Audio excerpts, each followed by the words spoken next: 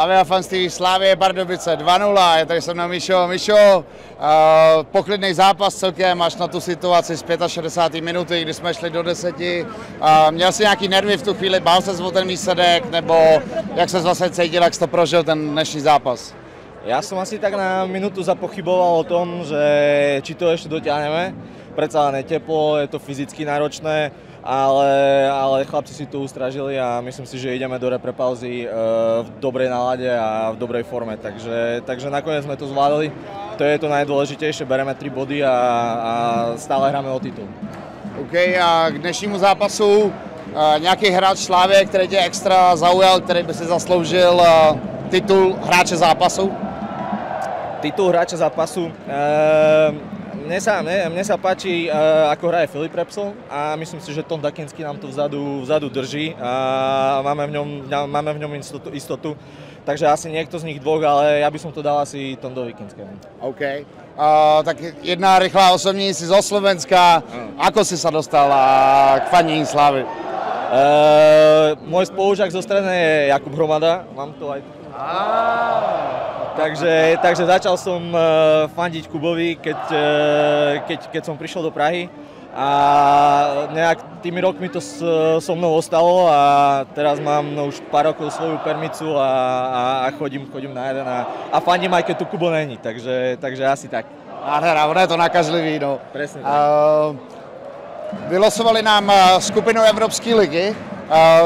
Velice zajímavý zápasy, tak jak se na to těšíš celkově a na co se třeba těšíš nejvíc?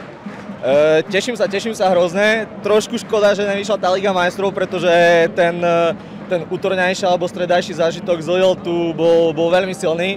Chlapci hrali super, ale nevadí. Musíme teraz vyhrať Európsku. A určite sa teším na každý domáci zápas. Teším sa samozrejme na Ajax, to je asi to najväčšie lakadlo. Ale teším sa na celú tú atmosféru, predsa len tá Európska liga, Česká liga je úrovňovo trošku inde. Mám pocit, že aj naši chlapci hrajú trošku lepšie v Európe ako v lige, pretože je to od nich trochu viac očakávané, ten tlak je väčší. A teším sa na celé to pred zápasom, počas zápasu, po zápase.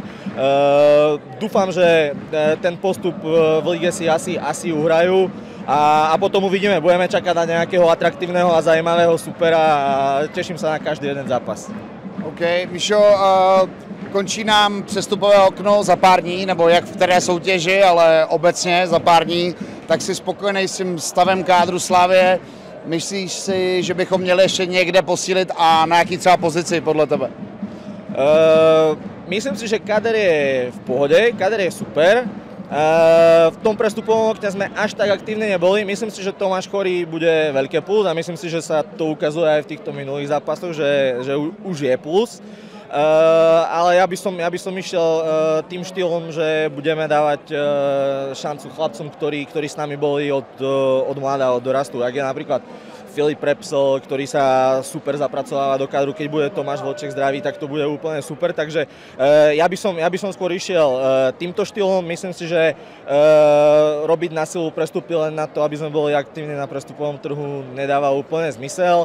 Možno sme mohli priniesť nejaké jedno väčšie meno, ktoré by, dajme tomu, urobilo ten rozdiel, ale tak ako to je teraz, myslím si, že je to zvládnutelné, kader je široký a nepochybujem o tom, že v tej celej sezóne sa to zvládne. Takže za mňa asi takto. OK, tak jo, kámo, díky za rozhovor.